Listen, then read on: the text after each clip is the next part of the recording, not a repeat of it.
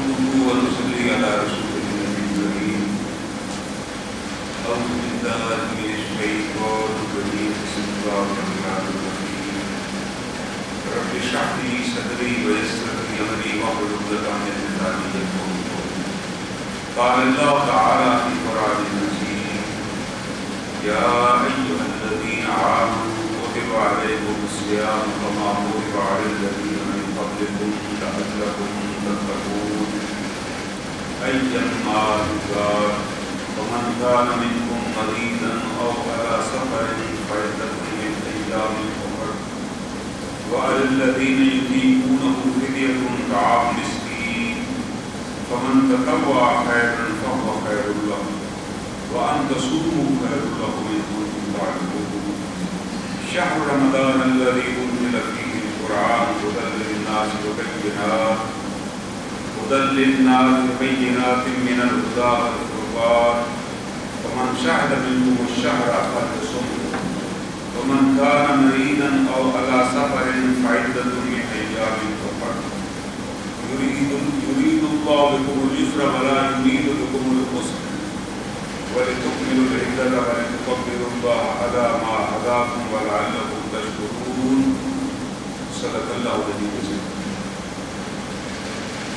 یہ رمضان المبارک کے بارے میں، روزوں کے بارے میں یہ آیا ہے. ابھی چند دنوں میں رمضان المبارک کا مہینہ شروع ہو جائے گا. اس مہینے کے چند مطالبات ہیں جن کو ابھی سے ہمیں طے کر لینا چاہیے. اس مہینے میں ہم نے کرنا کیا ہے.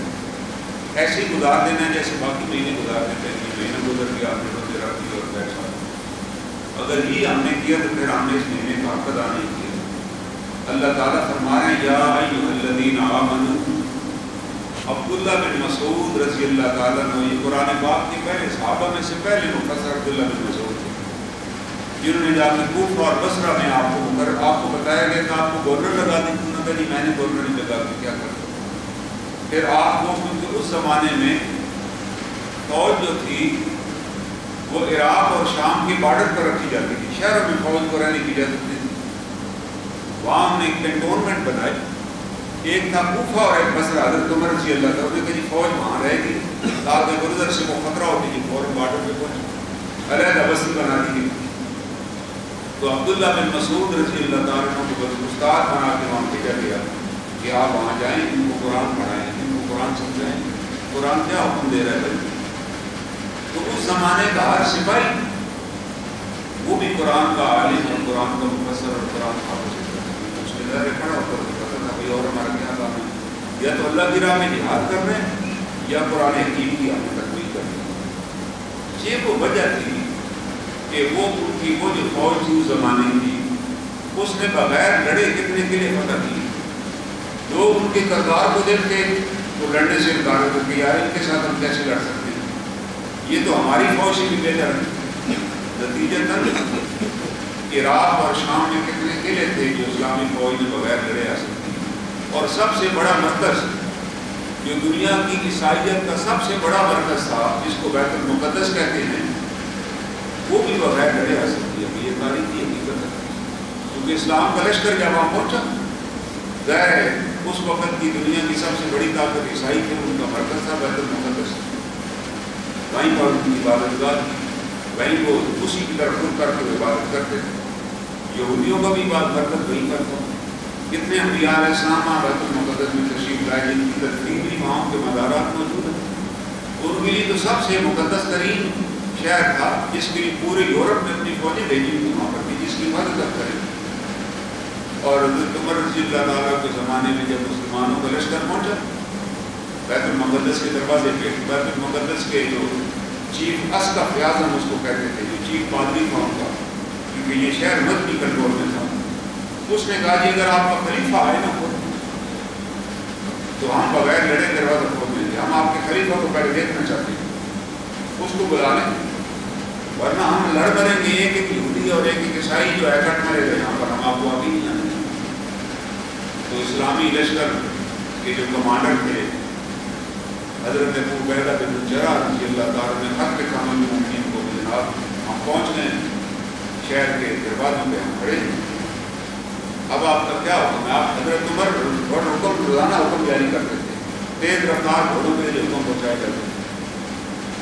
तो उन्होंने बताया हज़रत उमर के नज़दीक फौज के एक एक सिपाही की जान भी गिनती थी। वो कहते ये नहीं है कि लड़के में अपनी फौज ही गायब करा, और वो ये भी नहीं चाहते थे कि दुश्मन का भी खून हम बहाएं, क्योंकि अल्लाह के रसूल सल्लल्लाहु अलैहि वसल्लम ने फरमाया था कि हम खून बहाने के लिए नहीं भेजेंगे, हम तो लोगों को दीन की दावत देने के लिए भेजेंगे। आप उनको दीन की दावत देंगे, अगर वो कबूल कर लें तो ठीक है, न कबूल कर लें तो फिर जिजिया दें, और आपका हुक्म माने। अगर आप जिजिया में नजर हुक्म भी ना माने फिर तुम उनके साथ ब्याह करो। ये शराइत थी।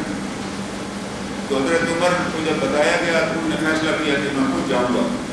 कुछ साहबा ने मना किया कि आपको किस तरह उन्होंने कहा भाई बहुत बड़ा शहर है, अगर मेरी मुलाकात से वो बगैर लड़े देना चाहते हैं तो हमें ज़रूरी है कि हम खून ही बहाएं वहाँ पर, अपनी फ़ौज को कोई लड़ करो और बदकबरा करो। उन्होंने कहा नहीं, मैं एक सिपाही का मैं अमीन, उसके खून की मैं अमानतदार।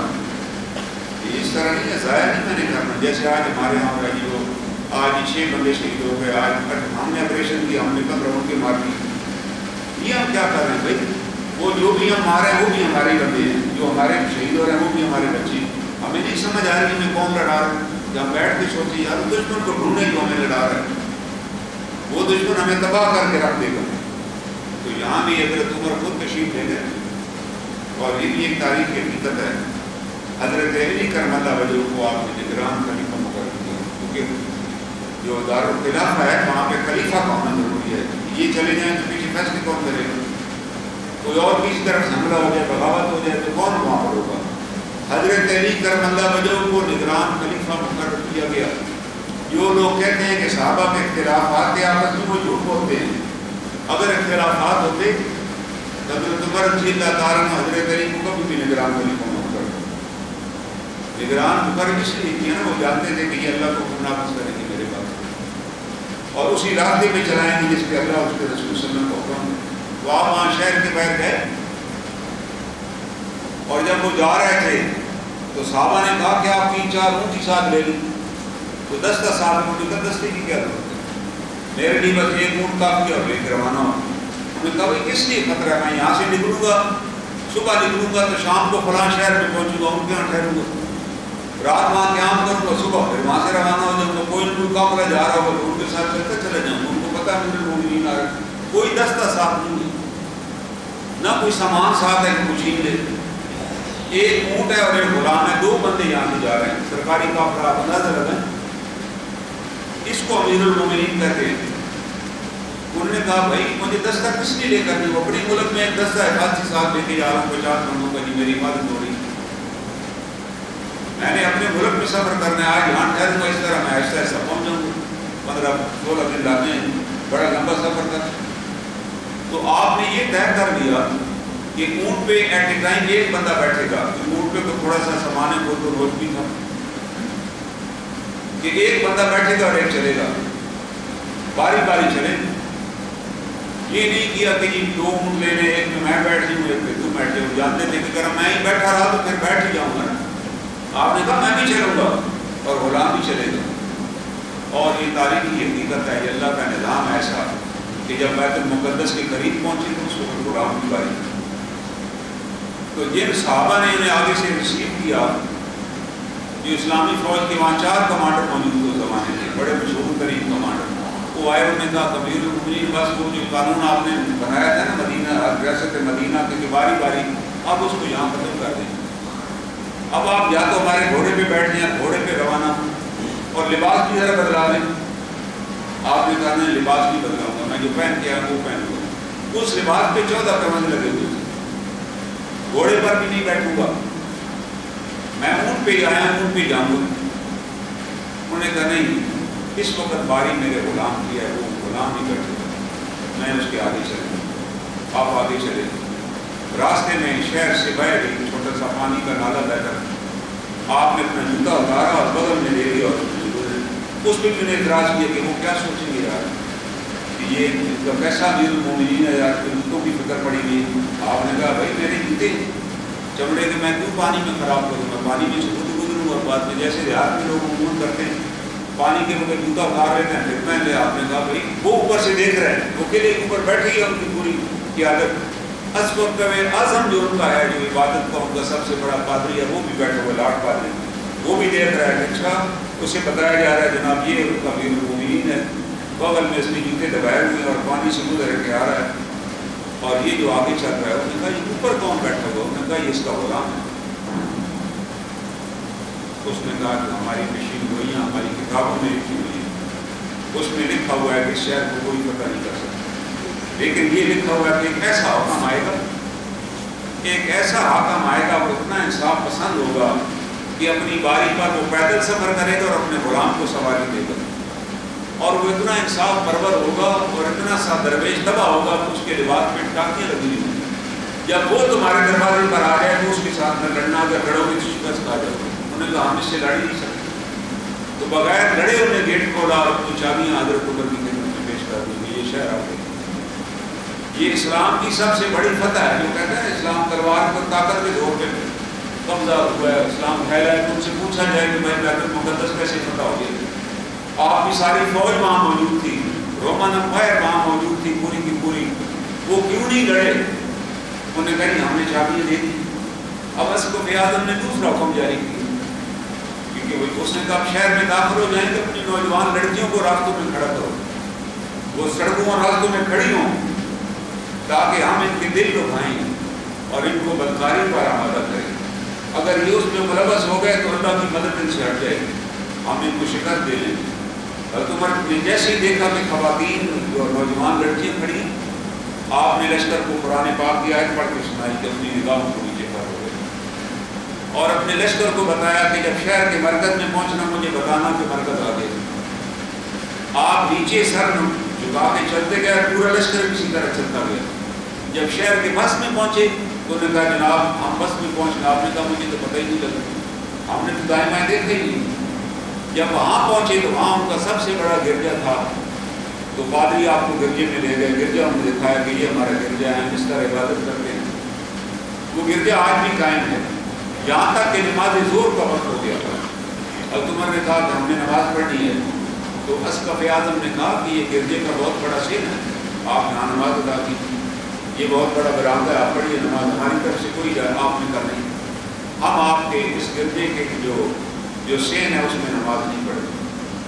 آپ نے فرمایا اگر میں نے آج یہاں نماز پڑھ لی نا، ہمارے لیے ساری جگہ پاک ہے، ہم ہر جگہ نماز پڑھ سکتے ہیں، اگر میں نے نماز پڑھ لی تو میرے جانے کے بعد یہ میرا لشکر بھی کوشش کرے گا کہ ہم یہاں باقاعدگی سے نماز پڑھیں، کیونکہ ہمارے خلیفہ نے یہاں نماز پڑھی، اور اگر یہ پانچوں نمازیں یہاں پڑھنے لگتا ہے تو پھر آپ کو بڑی مصیبت ہو جائے گی، آپ کے گرجے کا راستہ ہی بند ہو جائے گا، اور یہ آپ کی مسجد میں مداخلت ہوگی جو میں پسند نہیں کرتا۔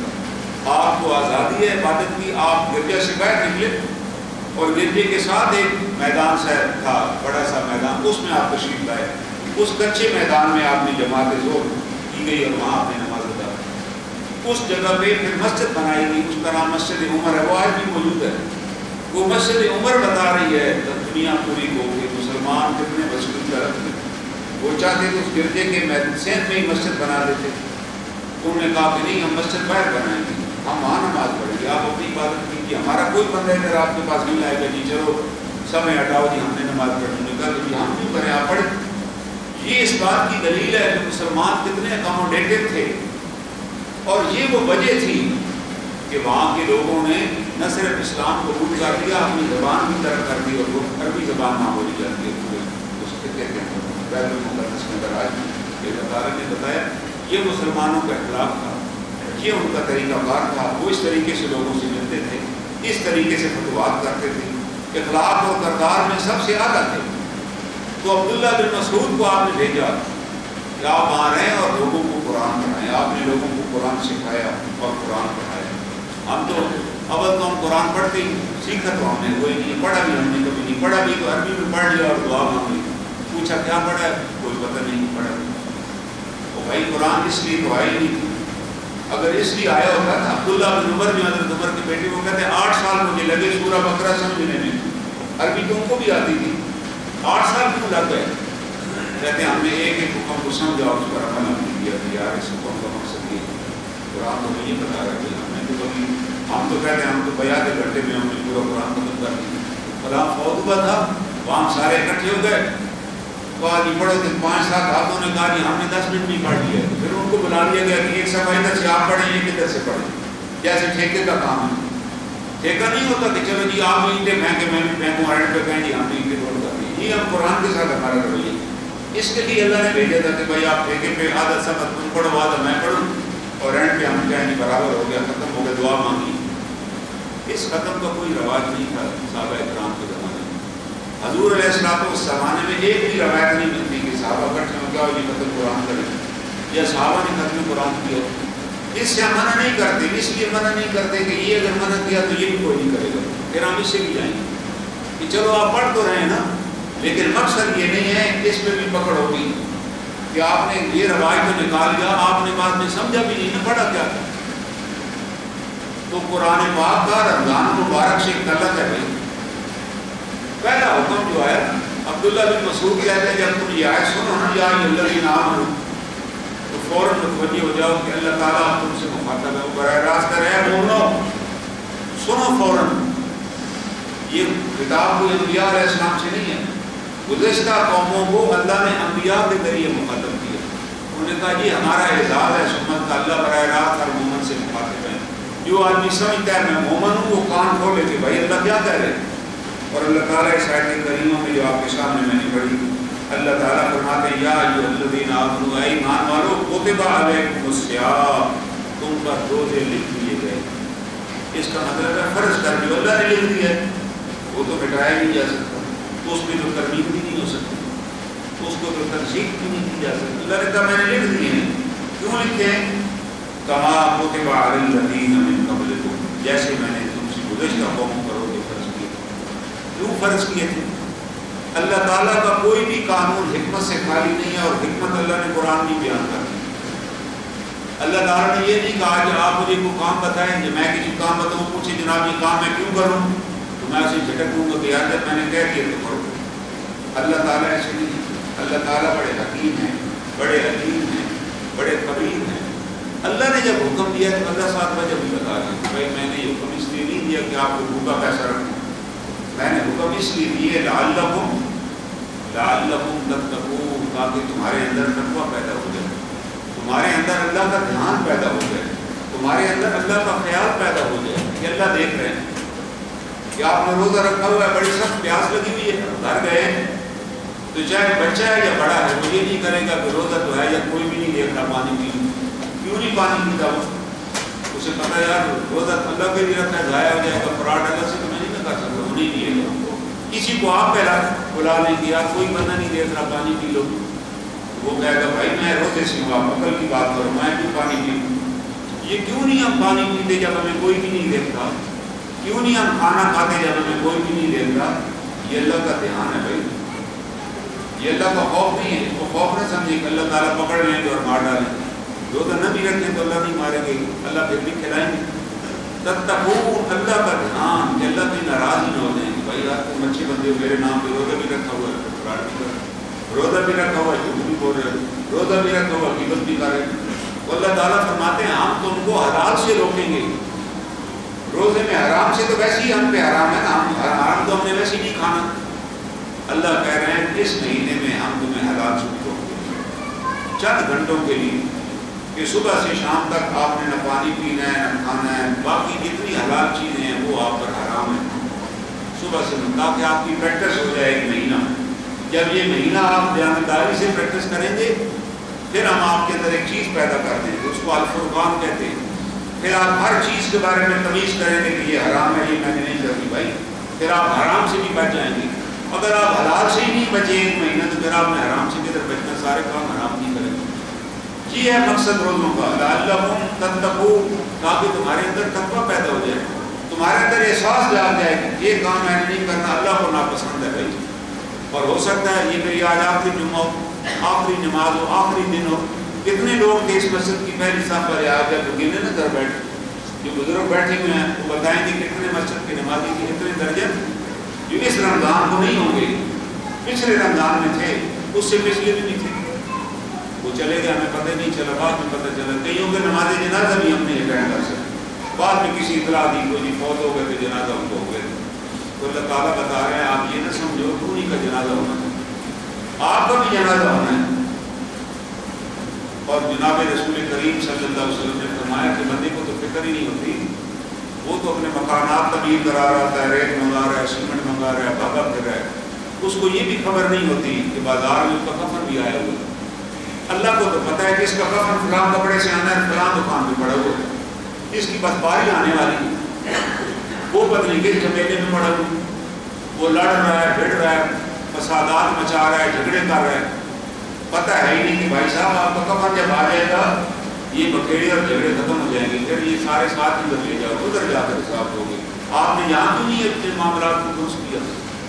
اللہ تعالیٰ فرما رہے ہیں کہ آپ اپنے معاملات کو یہاں درست کیجیے، وہاں درست کرنے کا موقع نہیں ملے گا. اگر یہاں کسی کے 202 روپے دینے ہیں، 2 پیسے دینے ہیں، تو 600 قبول نماز کاٹ لی جائے گی. کتنی نماز دی؟ 600 قبول نماز. کس کے بدلے میں؟ 2 پیسوں کے بدلے میں.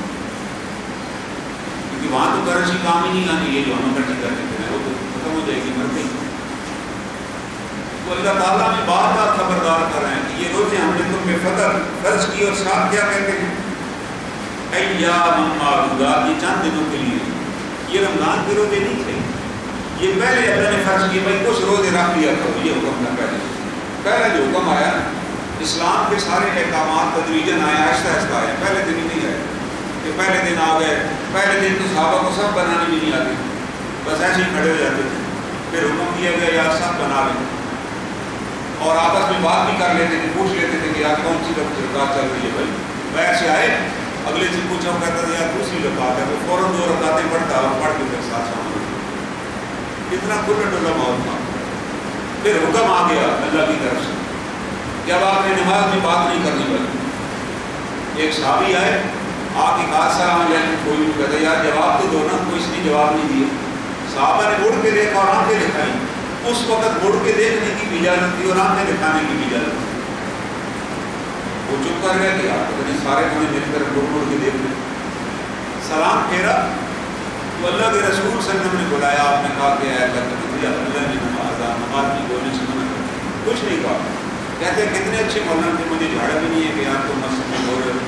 آج تو غلطی سے کسی کا موبائل بچ جائے نا، ہمیں سے ہر نمازی کا دل کرتا ہے نماز توڑ کے جائے اس کے گلے پڑ جائے. حالے کچھ نہیں جانتی بچائے یار بچ گیا تو کیا فرق پڑتا ہے. آپ کی اتنی دیکھ اتنی نماز ہے کہ وہ نماز خراب ہو گئی، لیکن نماز خراب کر دی. ایسی نماز بھائی آپ یہ کرتے ہیں کہ کسی کے موبائل سے خراب ہو گئی، کوئی جان بوجھ کے نہیں بجاتا، آپ اگنور کریں، اسے درگزر کریں، پوچھنے کی بھی ضرورت نہیں ہے. تو آپ نے کہا بس بولنے کی وجہ نہیں آئی.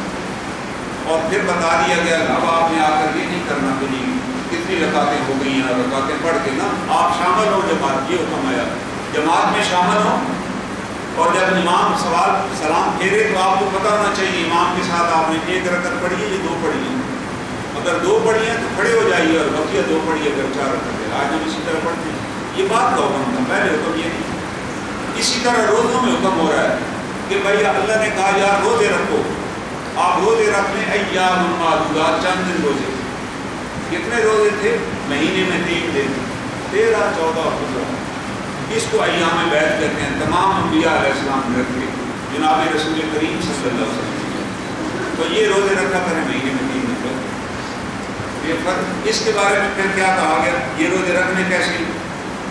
اللہ تعالیٰ فرماتے ہیں فمن کان منکم مریضا او علی سفر فعدۃ من ایام اخر.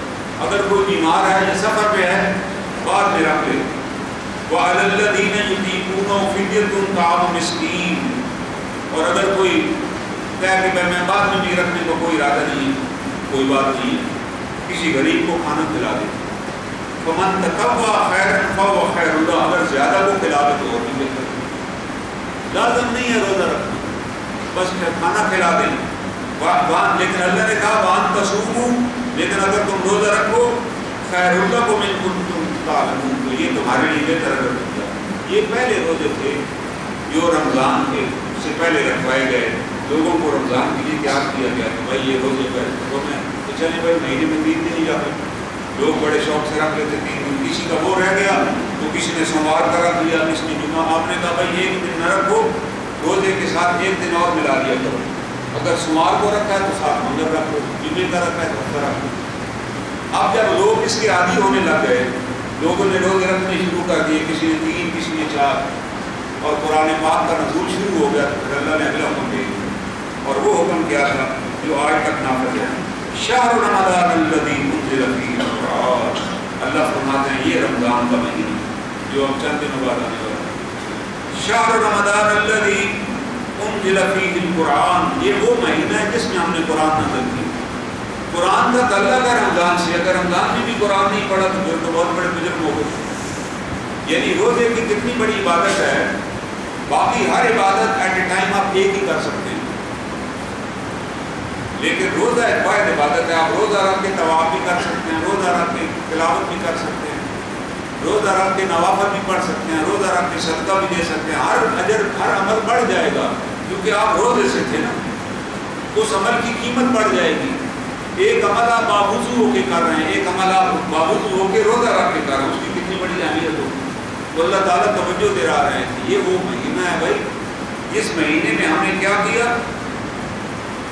انزل فیہ القرآن، ہم نے قرآن نازل کیا۔ قرآن کیا ہے؟ اللہ تعالیٰ بتاتے ہیں ھدی للناس، یہ لوگوں کے لیے ہدایت ہے، صرف مسلمانوں کے لیے ہدایت نہیں ہے۔ آج یورپ جو ترقی کر رہا ہے، جس کے لیے ہم صبح شام دعائیں کرتے ہیں وہ امریکہ تباہ ہو جائے، فلانا تباہ ہو جائے، وہ تباہ نہیں ہونے لگے، وجہ کہ وہ تو ھدی للناس پہ عمل کر رہے ہیں۔ وہ تو ہر غریب آدمی جس کا بچہ پیدا ہوتا ہے وہ پہلے دن ہی اسکالرشپ کر دیتے ہیں کہ یار یہ بچے کی یہ کتابوں کے پیسے ہیں، یہ تعلیم کے پیسے ہیں، آپ کا میڈیکل فری ہے۔ وہ تو یہ کہہ رہے ہیں، قرآن کہہ رہا ہے بھائی غریبوں کو مدد کرو، تو وہ کہہ رہے ہیں ہم تو مدد کر رہے ہیں، ہم تو یہ سارے کام کر رہے ہیں۔ اور اس قانون کا نام بھی عمر لاز ہے وہاں پر، عمر لاز کے تحت فری ایجوکیشن بھی ہم نے دینی ہے، مفت علاج بھی ہم نے کرنا ہے۔ اب کورونا پھیلا، آپ دیکھیں جو پاکستانی باہر تھے وہ کہتے ہیں ہمیں کورونا میں انہیں پوری تنخواہیں دی، انہوں نے کہا جی آپ گھر بیٹھے ہم آپ کو تنخواہ دیں گے، اور بیماری میں ہمیں علاج دوائیں بھی فری انہوں نے دی ہیں، انہوں نے نہیں پوچھا آپ نے کیا کیا ہے۔ یعنی ایک آدمی ملازم بھی نہیں ہے، فارغ ہے، اس کو بھی اسپیشل گزارا رہا ہوں، اس نے کہا اگر میں نوکر ہوتا تو میری تنخواہ سے بھی زیادہ انہوں نے مجھے دیا، اتنا انہوں نے لوگ آفر کیا۔ کیوں؟ وہ کہتے ہیں جی ریاست کا کام ہے ہر شہری کو یاد پوری کرنا، صرف لکھ دینے سے کہ ریاست مدینہ بن گئی تو بن جائے گی، تو ریاست مدینہ اپنی ایک ڈیوٹی بھی پوری نہ کرے تو ریاست مدینہ نہیں، وہ تو آپ ریاست مدینہ کو بدنام کر رہے ہیں۔ آپ نے توہین کیا ہے اس کا نام رکھ کے، کیونکہ آپ نے تو وہ کام ہی نہیں کیا ریاست مدینہ بن، وہ ریاست مدینہ بنائے بیٹھے ہیں، کیونکہ وہ کہتے ہیں نہیں جناب یہ ہماری ذمہ داری ہے، آپ ہمارے ملک میں رہتے ہیں، آپ کی ضروریات ہم نے پوری کرنی، ہم نے آپ کے گھر کے سارے بجے نوٹ کیے ہوئے، جو کام جن نے کام نہیں کیا پورا سال کورونا کی وجہ سے، اس کے اخراجات ہم نے آپ کو بھیجے، ہم نے آپ کو بیماری کا رنج بھی دینا ہے، جو پاکستان جائیں گے تو وہ خرچہ بھی ہم دیں گے، یہ ہے ریاست مدینہ۔ تو اللہ تعالیٰ فرماتے ہیں ھدی للناس وبینات من الھدی، اور اس کے اندر واضح ہدایات ہیں، اس کے اندر کوئی کتاب میں ایسا حکم نہیں ہے جو کوئی عالم کہے کہ یہ حکم بھائی بڑے نیک بندوں کے لیے، آپ کے لیے تو ہے ہی نہیں، یہ حکم تو آپ عمل نہیں کر سکتے۔ اللہ فرماتے ہیں یہ حکم سب کے لیے، جناب رسول کریم صلی اللہ علیہ وسلم کی ذات کے لیے بھی وہی حکم ہے، اور ایک عام ادنا مسلمان کے لیے بھی یہ حکم، بنیادی احکام کو یہ نہیں ہے کہ حضرت جو ہے اب انہوں نے کیونکہ اتنی عبادت کر لی ہے، میں ایک جگہ جانے کا اتفاق ہوا تو لوگ دھوپ میں باہر بیٹھے ہوئے، میں نے ان سے پوچھا کہتے ہیں کہ حضرت صاحب نے باہر نکلے ہیں تو ہم نے ان کی زیارت کرنی ہے، میں کہتا ہوں صبح فجر پہ کیوں نہیں تھے؟ کہتا فجر پہ تو حضرت یہاں آتے ہی نہیں ہیں، فجر عشاء پہ نہیں آتے، جو پکی منافق کی نشانی ہے وہ دونوں میں تھی، تو آپ وہ باہر بٹھا کے بیٹھے ہوئے ہیں ہمارے، ان کو عقل ہی نہیں ہے کہ یار جو آدمی فجر اور عشاء پہ نہیں ہے مسجد آتا، اس کے لیے کسی اور نشانی کی ضرورت ہی نہیں۔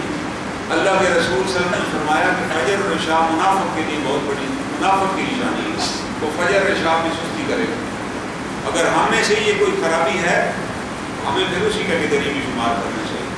پھر میں کوئی بندہ پیر نہیں ہے کہ فجر عشاء پہ تو مسجد ہی نہیں آتے جناب، وہ کیسے پیر ہو گئے؟ وہ تو دین کا چور ہے بھائی، جو اللہ کے گھر بھی آپ کو ملنے کو آپ کو تیار نہیں ہے، اور اس کے بارے میں یہ ہے کہ ان سے نہیں پوچھا جائے گا، یہ عبادت اللہ نے ان کو عبادت معاف کر دی ہے، عبادت اگر معاف ہوتی نا تو جناب رسول کریم صلی اللہ علیہ وسلم آپ کو بخار تھا، زندگی کے آخری ایام تھے، اور آپ پہ کمزوری کی یہ حالت نہیں کہ آپ کھڑے نہیں ہو سکتے تھے، تو آپ نے صحابہ نے آ کر بتایا کہ بیماری کا دوسرا یا تیسرا دن تھا کہ لوگ مسجد میں آپ کا انتظار کر رہے ہیں کہ آپ مسجد تشریف لائیں گے. آپ نے اپنے حجرہ انور سے جو کھڑکی تھی اس کا پردہ ہٹایا تو آپ نے دیکھا لوگ صفوں میں بیٹھے اور ساروں کی نگاہیں آپ کے گھر کی طرف ہیں. آپ نے کہا کہ نہیں میں مسجد جاؤں گا. آپ کو مسجد لے جایا گیا. ایک آپ کا ہاتھ حضرت علی کرم اللہ وجہ کے کندھے پہ تھا اور دوسرا ہاتھ حضرت عباس کے کندھے پہ تھا جو آپ کے چچا تھے. اور آپ کو اس طرح مسجد لے جا رہے تھے کہ آپ کے قدم مبارک زمین پہ گھسٹ رہے تھے, اس سے ایک لکیر بن رہی تھی. آپ کھڑے نہیں ہو سکتے تھے, خود نہ چل سکتے تھے. اسی طرح لے جایا گیا. حضرت بکر صدیق مصلی پہ بیٹھے تھے, وہ کھڑے ہو گئے, پیچھے ہٹے. آپ نے انہیں اشارہ کیا کہ نہیں میں نماز نہ پڑھا سکتا, میں جماعت نہ کرا سکوں گا, تم جماعت تم کراؤ. آپ ان کے ساتھ آ کر بیٹھ گئے اور اس طرح آپ نے نماز پڑھی. اور آپ نے بتا دیا کہ اگر تم اس طرح بھی آ سکو کہ 2 آدمی آپ کو مسجد میں لا سکیں تو آپ مسجد آئیے. یہ بتایا جا رہا ہے. ہاں بیمار ہیں تو گھر پڑھ لیجیے, لیکن یہاں حضرت صاحب ہٹے کٹے ہیں اور مسجد ہی سرے سے نہیں آتے, کہتے جی مجھ سے تو پوچھا ہی نہیں جائے گا. تو یہ کیسے ہو سکتا ہے؟ اگر یہ عمل ہوتا تو اللہ کے رسول صلی اللہ علیہ وسلم یہ کر کے بتا دیتے کہ بھائی نہیں, آپ نے بتا دیا کہ بھائی نماز ثابت نہیں ہو سکتی, آپ آئیے مسجد. یہ تھا حکم, یہ دین ہمیں سکھایا گیا. اور ساتھ اللہ فرماتے ہیں وَبَيِّنَاتٍ مِّنَ الْهُدَىٰ وَالْفُرْقَانِ, اور یہ فرقان ہے قرآن. اگر تمہارے اندر یہ قرآن آ جائے گا تو تمہیں تفریق آ جائے گی حق اور باطل کی. حق کیا ہے؟ اگر قرآن نہیں آئے گا تو تم تفریق کیسے کرو گے؟ اور ساتھ اللہ تعالیٰ فرماتے ہیں فَمَنْ شَهِدَ مِنْكُمُ الشَّهْرَ فَلْيَصُمْهُ, تم میں سے کوئی بھی رمضان کا مہینہ پائے تو وہ روزہ رکھے. اب روزہ فرض ہو گیا. وَمَنْ كَانَ مَرِيضًا أَوْ عَلَىٰ سَفَرٍ فَعِدَّةٌ مِّنْ أَيَّامٍ أُخَرَ, کوئی مریض ہو یا سفر پر ہو تو بعد میں روزے رکھے یا واپس آئے. پہلے یہ نہیں تھا حکم, پہلے تھا فدیہ دے دے تو بس ٹھیک. اب اللہ نے کہا نا, اب آپ جب واپس آئیں گے تو روزے رکھیں گے. بیمار ہوں گے, صحت ہوگی تو روزے رکھیں گے. صرف وہ بیمار جو بزرگ ہے انسان, جو اتنا بزرگ ہو چکا ہے کہ اب وہ بیچارہ صحت مند بھی ہو سکے تو روزہ نہیں رکھ سکے گا, اس کے لیے معافی تھی. وہ فدیہ دے گا, 2 وقت کے کھانے کا خرچہ دے گا کسی مستحق کو, باقی تو کسی کے لیے روزہ معاف نہیں. اور اللہ تعالیٰ کیا فرماتے ہیں یرید اللہ بکم الیسر, اللہ تمہارے لیے آسانی چاہتے ہیں. ولا یرید بکم العسر, وہ تمہاری لیے تنگی نہیں چاہتے. ولتکملوا العدۃ ولتکبروا اللہ علی ما ہداکم, تم ان روزوں کو شمار کر کے گن کے رکھو کتنے رکھے ہیں, اللہ کی بڑائی بیان کرو. علی ما ہداکم, اس نے تمہیں ہدایت بخشی. ولعلکم تشکرون, اور تاکہ تم شکر گزار بندے بن جاؤ. اللہ کا احسان ہے, اللہ نے ایمان اور صحت کے ساتھ روزے عطا کی. ہمیں دعا مانگنی چاہیے کہ یہ رمضان مبارک ہم ایمان اور صحت کے ساتھ گزاریں. خدا نہ خاصہ بیماری آ جائے, بیماری آ گئی تو نماز سے بھی جائیں گے, روزے سے بھی جائیں گے. اور وہ بیماری کب آتی ہے کہ 4 آدمی کی افطاری میں نے کھا لی, تو بیمار تو میں نے خود ہی ہونا ہے, پھر روزہ تو کوئی اور ہی رکھے گا. اس بیماری کا مجرم میں خود ہوں, یہ بیماری میں نے خود کی.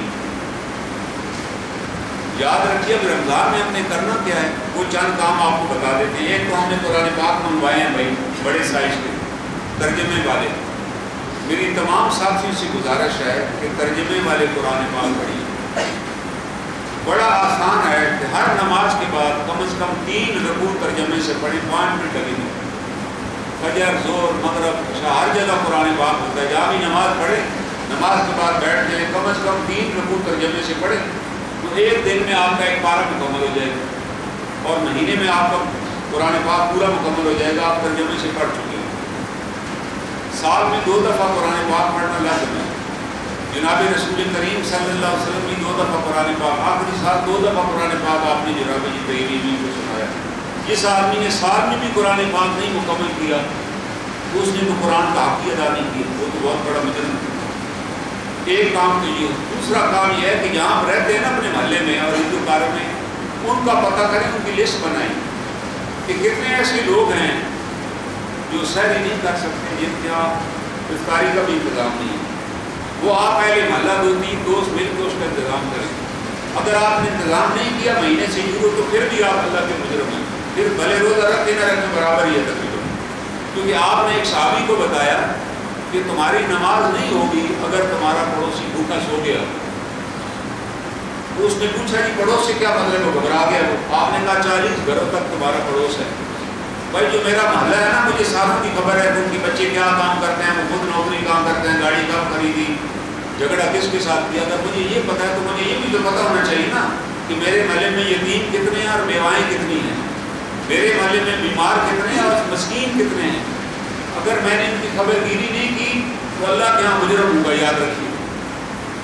تیسرا کام کہ قرآن پاک کا پورا شیڈول بنا لیجیے، کثرت کے ساتھ میں نے تلاوت کرنی ہے. چوتھا کام کثرت سے اللہ کا ذکر کرنا ہے، لا الہ الا اللہ محمد رسول اللہ. استغفار پڑھنی ہے اور جناب رسول کریم صلی اللہ علیہ وسلم کی ذات اقدس پر کثرت سے درود شریف پڑھنا. یہ دین آپ کی ذریعے ہم تک پہنچے. ہم آپ کے اس احسان کا بدلہ اتار ہی نہیں سکتے. یہ سب سے بڑا احسان ہے جو اللہ نے ہم پر کیا جناب رسول کریم کی وجہ سے. اور اللہ تعالیٰ نے اس احسان کا ذکر کیا قرآن میں. اللہ تعالیٰ نے ذکر کیا، اللہ نے کہا کہ وہ ذات لقد من اللہ، جس نے تمہارے اندر تمہاری جنس کا رسول بھیجا اور اس نے تمہیں ہدایت دی، تمہیں پاکیزگی عطا کی، تمہیں دین سکھایا. یہ اللہ کا عظیم احسان ہے. اور احسان کا حق یہ ہے کہ ہم کثرت سے درود شریف پڑھیں. اور آخری بات یہ ہے کہ کثرت سے استغفار بھی کریں تاکہ ہماری روزے میں، ہماری تلاوت میں جو کمی کوتاہی ہو جائے اللہ تعالیٰ معاف کرے. جتنا استغفار کریں گے اللہ اتنا تقرب نصیب کرے گا. اور سحری کے وقت جب جاگے تو 10-15 منٹ پہلے جاگ لیں، کم از کم 2 دفعہ بھی پڑھ لیں. زندگی میں یہ تو ہو سکے کہ ہم زندگی میں کبھی تہجد تو نہیں پڑھ سکے تو رمضان شریف میں کھانے کے لیے اٹھ جاتے 2 دفعہ پڑھ لیں، ہمارا شمار تہجد پڑھنے والے میں ہو جائے گا. جس کو اشراف کی نماز کہا گیا، تہجد کی نماز ہے یا اشراف کی نماز ہے جو اللہ کے تعلق والے کو اس کو کوئی بھی نہیں دیکھتا، وہ انسان گھر میں اکیلے میں پڑھتا ہے. تو اگر ہم اس پر عمل کریں گے ان باتوں پر تو یہ ہمارا مقبول رمضان ہوگا. یہ وہ روزے ہوں گے جس کو اللہ قبولیت عطا فرمائیں گے، جس کی اللہ کے یہاں قیمت ہوگی اللہ تعالیٰ سے. اور ایک اور اہم بات جو بھول گئی وہ یہ ہے کہ جتنے فضول کام ہیں ان کو ابھی روزوں سے پہلے مکمل کر لیں. جو شاپنگ کرنی ہے، خریداری کرنی ہے، کسی سے ملنا ملانا ہے، یہ 1-2 دن میں اس کو مکمل کریں. رمضان شریف میں کہ جی فلاں جگہ جا رہے ہیں، فلاں کو ملنے جا رہے ہیں، فلاں زمین دیکھنے جا رہے ہیں، فلاں یہ کام بعد کے ہیں. رمضان المبارک کو اس کاموں میں ضائع نہ کریں، فضول کاموں میں. یہ ذہن میں رکھیں کہ پتہ نہیں اگلا رمضان ہمیں نصیب ہوگا کہ نہیں ہوگا. اللہ تعالیٰ سے دعا ہے اللہ تعالیٰ ہمیں اس آنے والے مقدس مہینے کا عطا کرنے کی. واخر دعوانا